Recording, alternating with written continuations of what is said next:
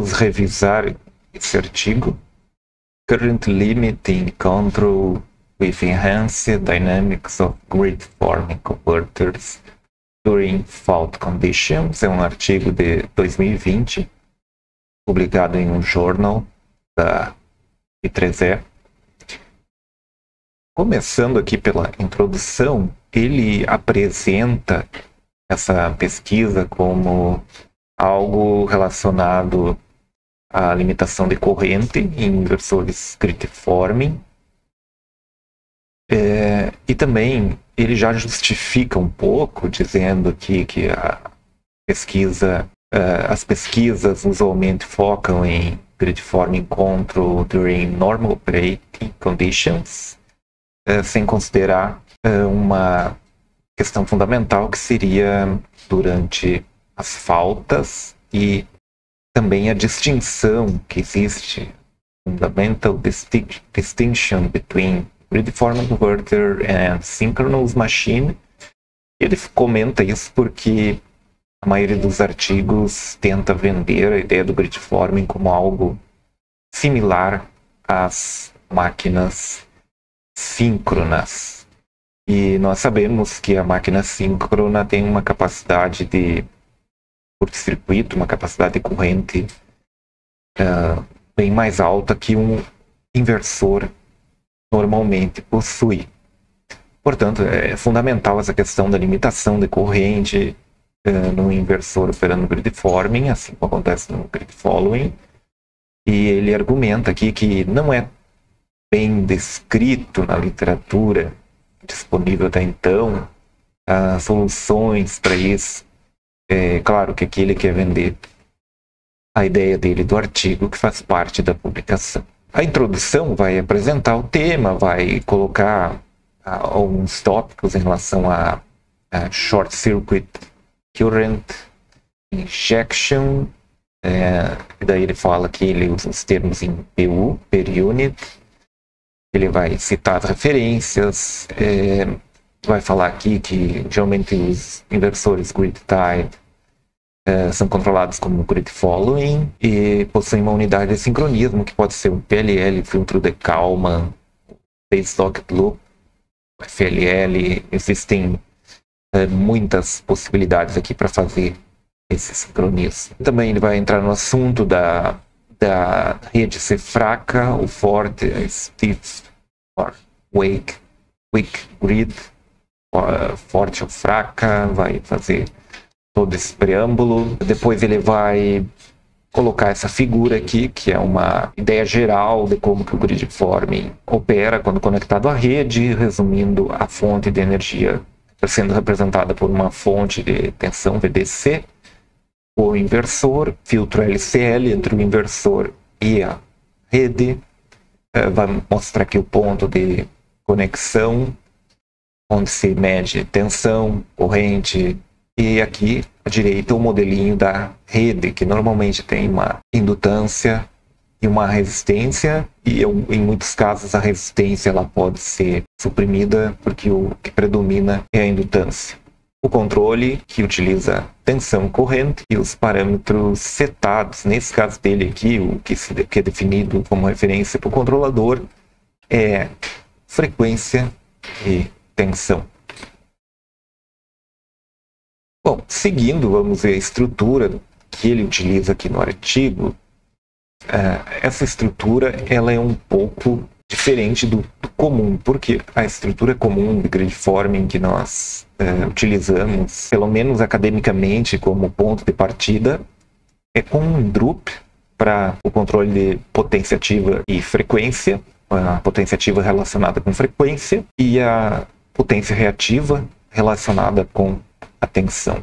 Porém, aqui ele tem um controle adicional em malha fechada que vai fazer a vez desse drup, ou seja, a característica não vai ser como uma característica drup, mais ou menos linear, diminui a frequência da rede, o inversor responde com mais potência ativa de forma linear, Da mesma forma, quando cai a tensão no ponto de conexão, o VPCC, o inversor, responderia com potência reativa, mais ou menos linear, nem tanto, mas dependendo de uma reta, de uma relação de uma reta, de acordo com o ponto de tensão, e que resultaria numa injeção de potência reativa. Aqui ele coloca uma malha fechada, esse PLC é um controlezinho, como a gente vai ver em seguida, e que é um controle de malha fechada com realimentação, e o RPC também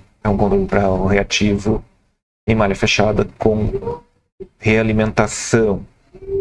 Ele desenvolve o equacionamento mostrando a relação entre a potência reativa, no caso aqui o P é a medida da potência reativa, depende da tensão do inversor, tensão no ponto de conexão, e o ângulo, que ele chama de delta, na verdade o seno de delta, porém o ângulo é pequeno entre a saída do inversor e o ponto de conexão, que ele considera seno de delta como sendo delta. E o X é a impedância que há entre a fonte do inversor e a fonte representada pela rede, chegando a essa relação aproximada de potência vezes ângulo para a potência ativa. Para a potência reativa é um pouco diferente.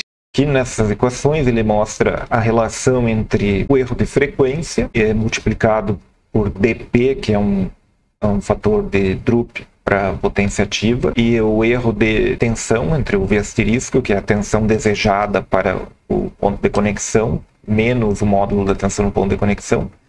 Eu multiplico esse erro pelo valor do Drup para a potência reativa.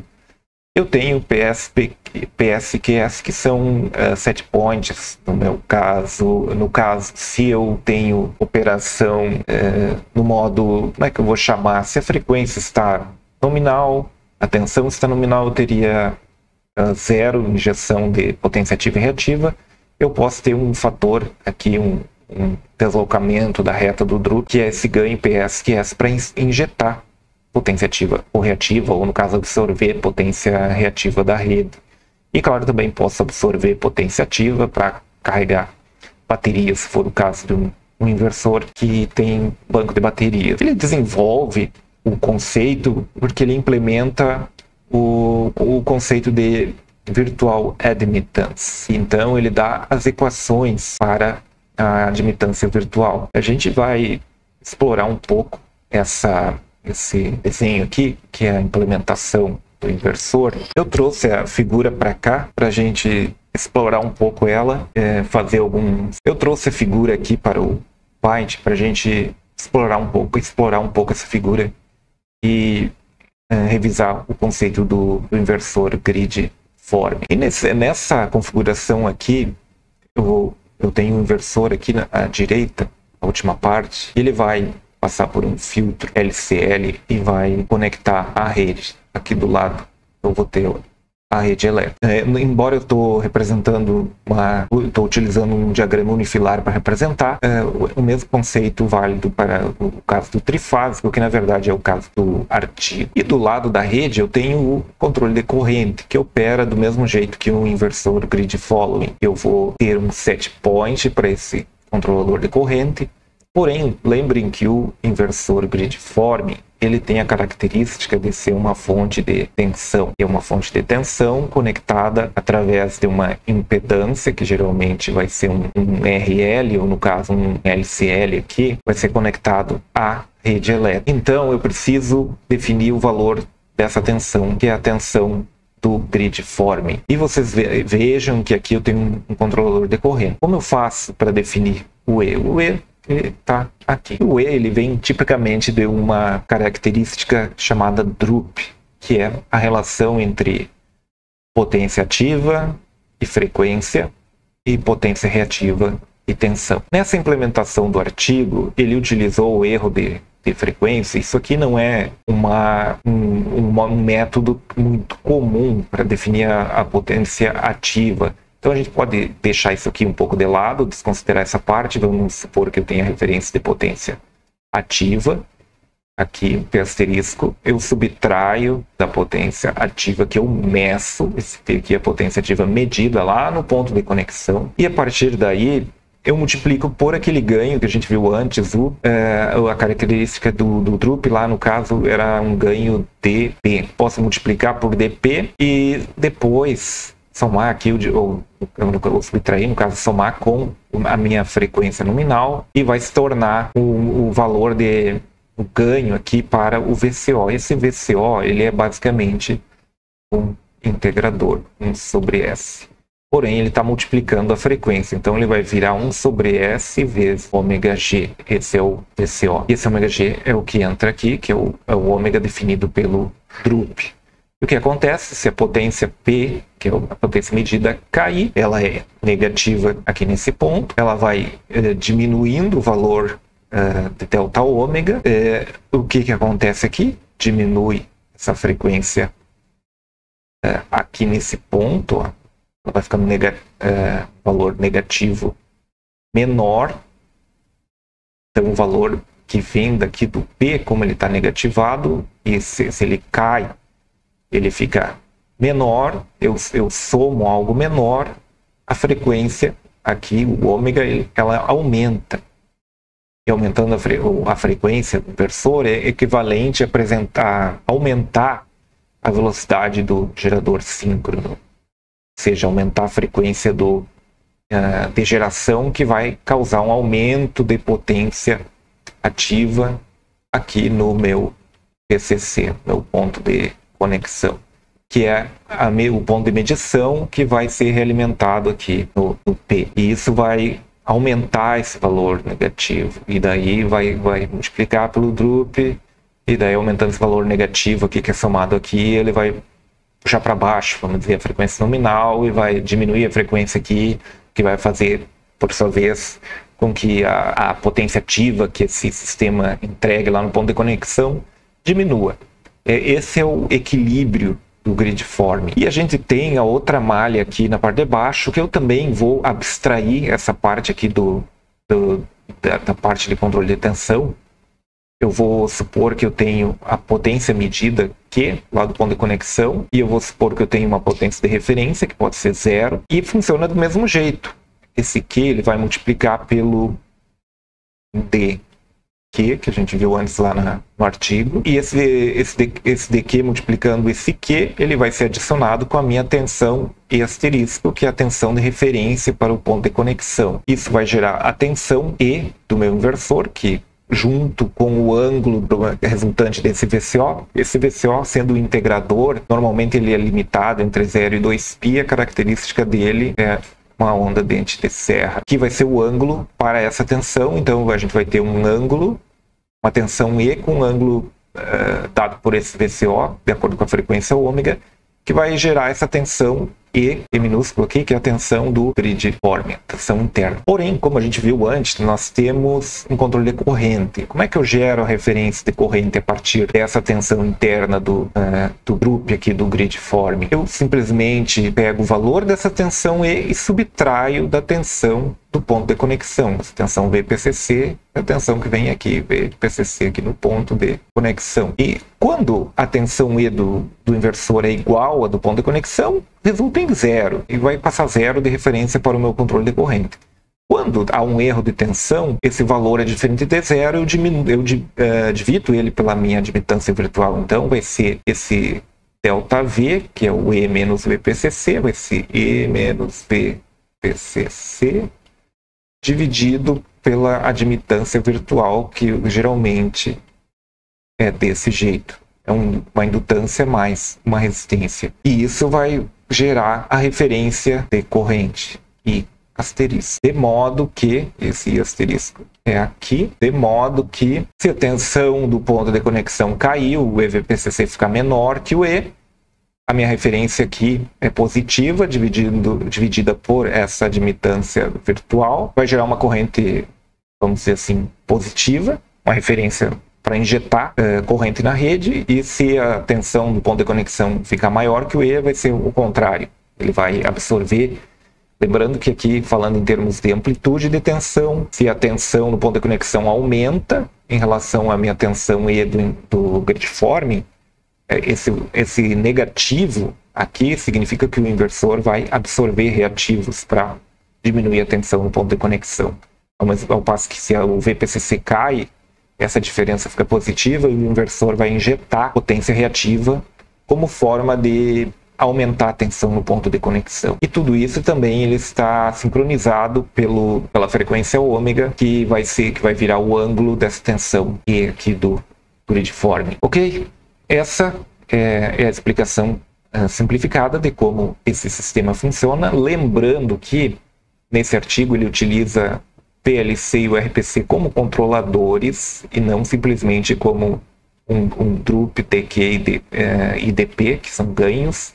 Ele utiliza controladores, que vai dar uma característica um pouco diferente, é um pouco mais sofisticado, e além disso ele tem esse módulo adicional aqui na entrada, que eu marquei um X aqui, e eu quero analisar isso aqui de forma simplificada, mas isso aqui ele pode gerar uma referência de potência de acordo com o erro de frequência. Se a minha rede é 60 Hz, eu posso definir esse ômega aqui 2π vezes 60, aliás, esse aqui, que é o ômega asterisco, 2π vezes 60, e subtrair desse ômega aqui, que é a frequência da rede, eu vou precisar medir, e, portanto, se a rede variar a frequência, eu gero uma referência de potência ativa para corrigir isso. E da mesma forma, aqui embaixo, eu posso ter um controle adicional, com uma tensão asterisco, que é uma referência, e medir a tensão do VPCC, e gerar um erro e ter uma definição de potência reativa estática, baseada nisso. É claro que aqui adiante eu tenho o Q de novo, eu tenho essa correção, mas ele tem esse adicional, que para o nosso caso aqui, para estudar esse artigo, não é algo necessário. Nesse artigo ele utiliza esses controladores PLC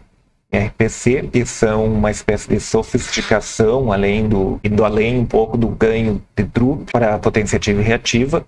E ele utiliza, por exemplo, o PLC para inserir uma dinâmica, uma característica dinâmica, uma inércia na malha de controle de potência ativa, ao mesmo tempo que ele também consegue inserir uma dinâmica na malha de controle de potência reativa relacionada à tensão, de modo que ao invés de ele simplesmente ter esse DP e DQ, ele tem o PLC e o RPC. Daí ele vai desenvolver isso. Qual que é a ideia? Por exemplo, eu vou explorar aqui essa equação 7, que é referente à parte do PLC. Ele inseriu um controlador PI e a dinâmica se tornou uma equação de segunda ordem. Como que ele fez isso? A gente vai desenvolver essa parte aqui só para entender melhor. A referência de potência ativa, ela entra e passa por um controlador PI, que gera a frequência ômega, que passa pelo módulo com integrador, que vai ser responsável pela geração do ângulo delta, que é o ângulo da fonte interna do grid forming, como a gente viu antes. E isso vai multiplicar por um ganho, no caso aqui, que é uma simplificação de toda a parte do inversor à direita e que gera potência ativa. Então ele está relacionando esse ângulo delta, que é a relação direta entre aumentar a frequência aqui desse oscilador, como é chamado, é um integrador, que vai de 0 a 2π, usualmente. Se tu avançar esse ângulo, aumentar essa frequência interna da fonte do grid forming, tu aumenta a potência de saída, e se tu diminui, tu diminui. E ele fecha essa malha aqui. E como que ele faz isso? Eu copiei para cá, para a gente trabalhar um pouco disso.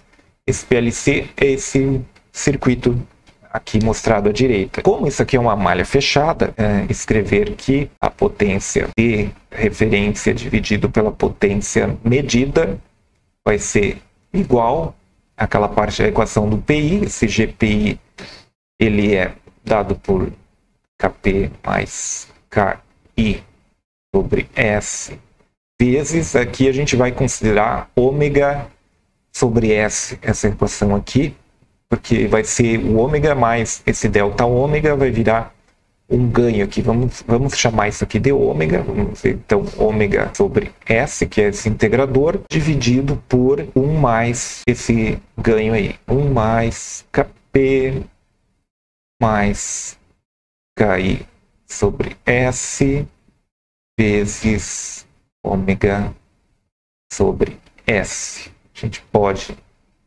colocar isso aqui entre parênteses e trabalhando aqui, fazendo mínimo comum aqui embaixo das duas equações vai ser S ao quadrado. Então eu posso dizer que tem S ao quadrado aqui em cima. Aqui embaixo também eu vou ter S ao quadrado. Então S ao quadrado dividido por 1 aqui vai ser o S ao quadrado, vezes 1 eu vou ter S ao quadrado. Esse S ao quadrado dividido aqui por Kp vezes ômega sobre S vai virar S Kp ômega aqui. S Kp ômega.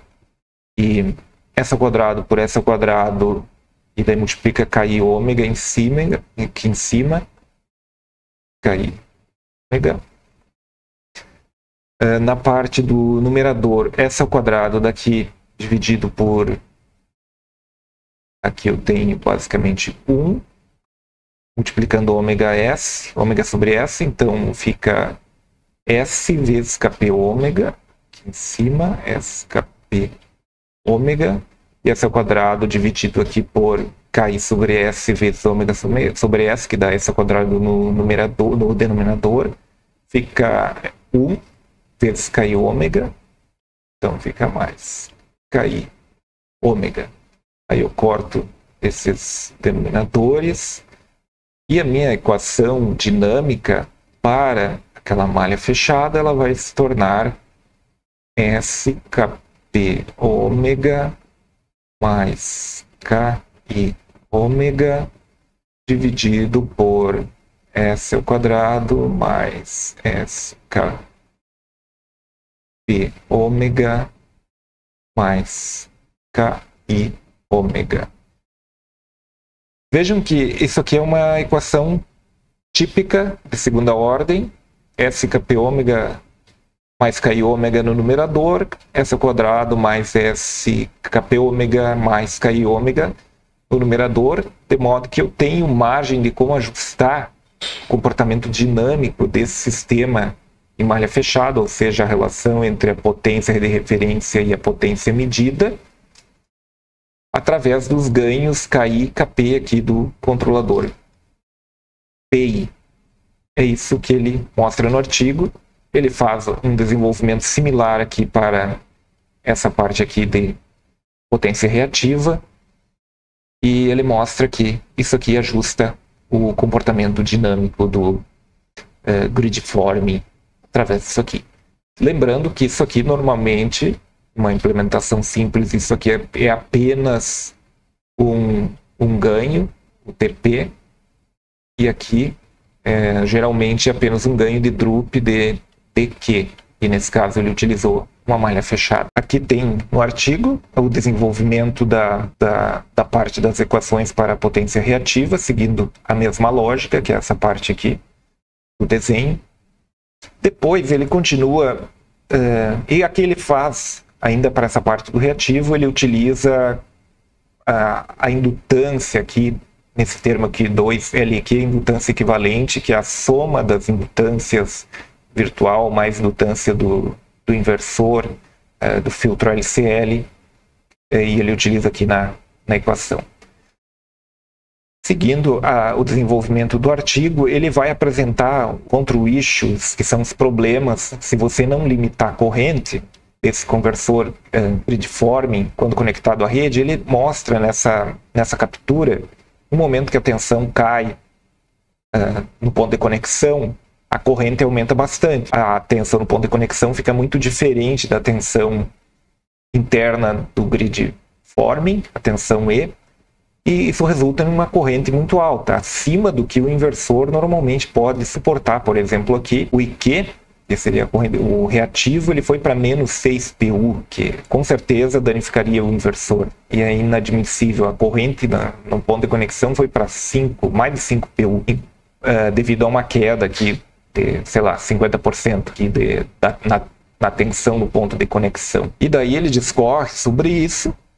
que é o que ele quer resolver aqui no artigo, ele começa a apresentar o método de limitação de corrente que ele utilizou. E o método de limitação de corrente que ele utilizou é conhecido como limitador circular, ou circular limiter, que nada mais é do que se dividir a referência de corrente pelo módulo quando o módulo da corrente é maior que o limite, ou seja, se a corrente injetada pelo inversor aumenta muito, aqui onde eu tenho esse desenho, a referência de corrente, lembrando que é aqui nesse ponto aqui, eu divido ela por um fator, vou dividindo pelo que é o módulo da corrente, e assim a minha referência de corrente aqui nunca vai ser superior ao limite que eu estabelecer. Esse é um limitador circular muito simples, que ele apresenta aqui. E daí, para que isso funcione, tem essa figura aqui. E nessa figura, ele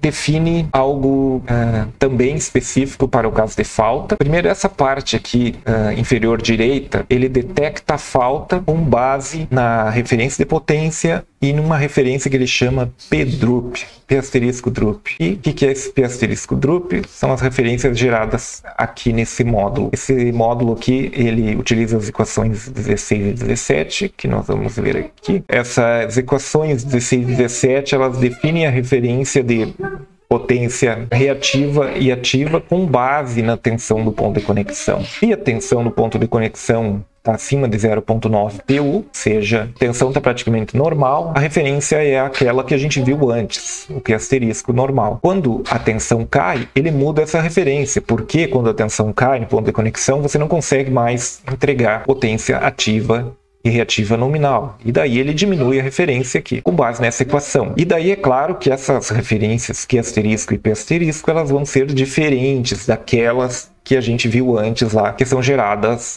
pelos erros nas medidas. Então ele tem um valor fixo. E vocês podem ver que ele define a referência de potência reativa com base na tensão e vamos dizer assim, o espaço, a quantidade de potência que sobrar é para a potência ativa. Então ele dá prioridade aqui para a potência reativa.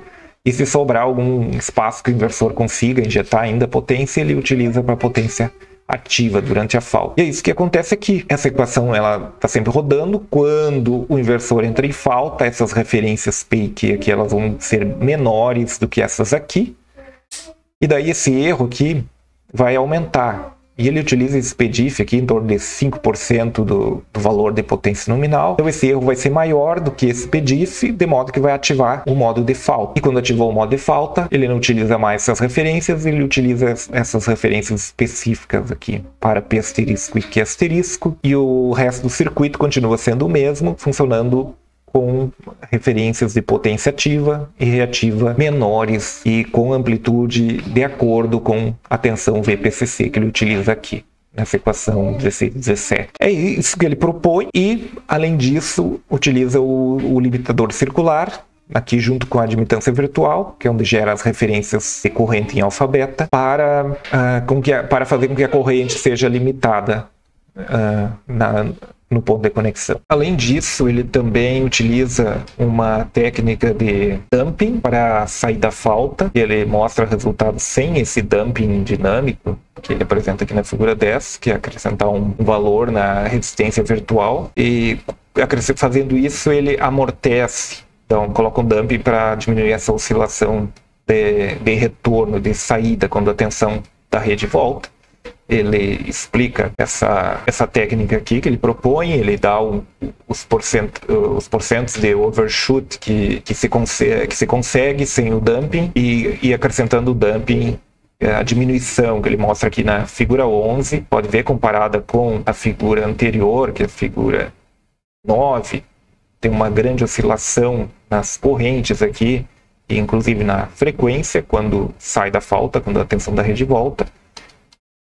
E através desse dumping ele realmente consegue suprimir ou pelo menos amortecer bastante essa oscilação. E daí ele tem esses gráficos aqui comparando, relacionando essa intensidade da oscilação de acordo com o aumento da resistência virtual. Fala também que o short circuit rate ratio da rede, o SCR, influencia nisso. Mas vamos ver os resultados aqui dele em relação à principal proposta aqui, que é a limitação de corrente. Ele traz de um outro artigo aqui um modo grid following, também para comparar o comportamento do inversor durante falta. Essas duas figuras elas são o mesmo cenário, porém muda o short circuit ratio 5 e 2 aqui na figura B, e como que isso influencia na estabilidade do inversor. Mas indo para o que nos interessa mais aqui, para a operação em grid forming, essa figura 14, Simulated Fault Response of Proposer, SPC, que é o método dele, usando esse Dynamic Damping.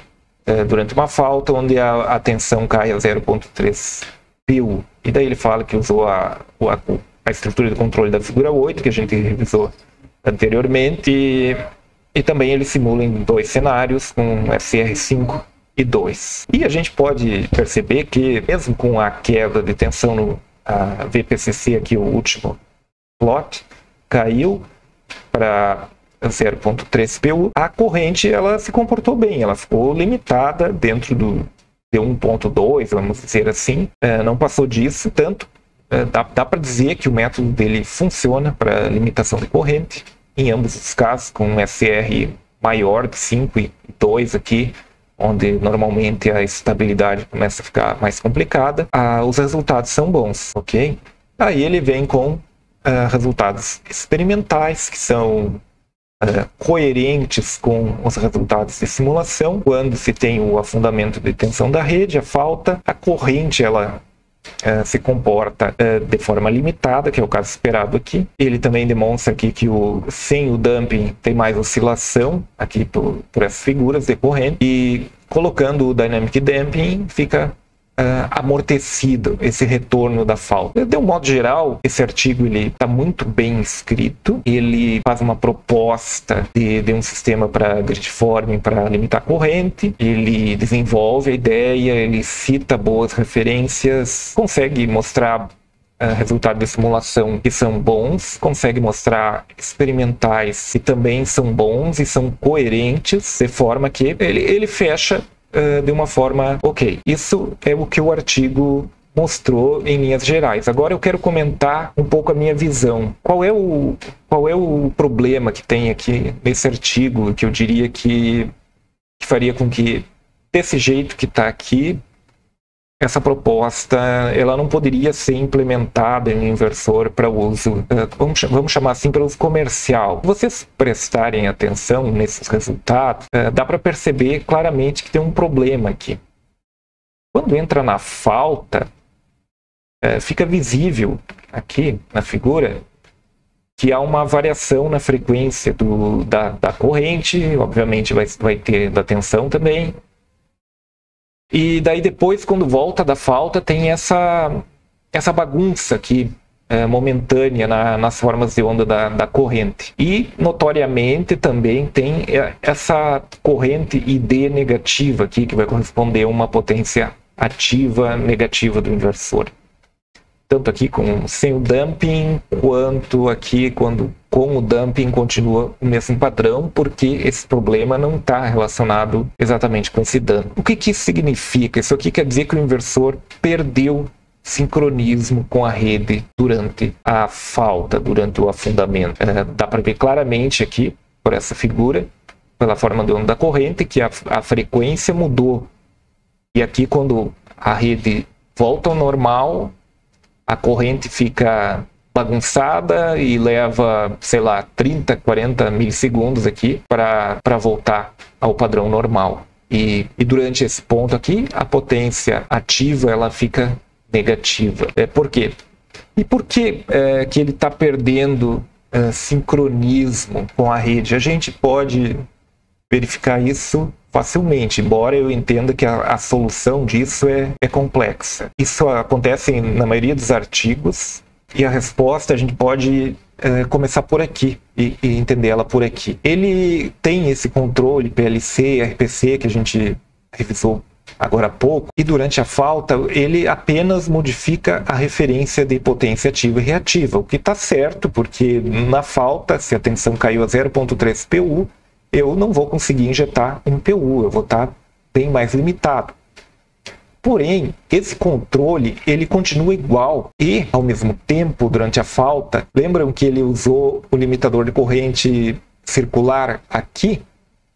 Pois é, aquele limitador de corrente ele altera totalmente o ganho dessa parte aqui do inversor. Logo, eu não tenho mais a mesma resposta dinâmica ao ponto de eu poder afirmar o que ele afirma aqui, que eu seto a minha potência, ainda que eu tenha uma referência menor, eu tenho essa dinâmica para ter uma potência lá na medida no ponto de conexão. Eu não tenho mais, isso aqui não é mais válido, porque essa parte aqui, ela mudou devido ao limitador circular. E é isso que acontece. O meu inversor lá, medida de potência, P, lá no ponto de conexão, não vai mais rastrear a referência, porque essa dinâmica aqui ficou diferente. O ganho mudou devido ao limitador circular de corrente, e de modo que o inversor passa a operar no modo fora da frequência nominal, fora de sincronismo. E isso aí faz acontecer essa bagunça nas formas de onda que a gente vê aqui nos resultados dele, aqui quando a rede volta. E isso é bem problemático, porque se eu quero um inversor operando como gridform, eu preciso que ele primeiro esteja sincronizado durante o afundamento de rede. Se eu tenho tensão de rede, eu tenho que, se possível, manter sincronizado. E quando essa rede voltar, eu tenho que injetar potência ativa, provavelmente, de repente potência reativa, aí depende do código de rede, e não bagunçar a tensão aqui, a corrente, as potências no ponto de conexão. Isso pode me causar um problema. Claro, eu entendo que isso aqui não está na proposta dele, o artigo está ok para o que se propôs, mas isso aqui dá espaço para a gente ir um pouco além e desenvolver alguma coisa para resolver esse problema.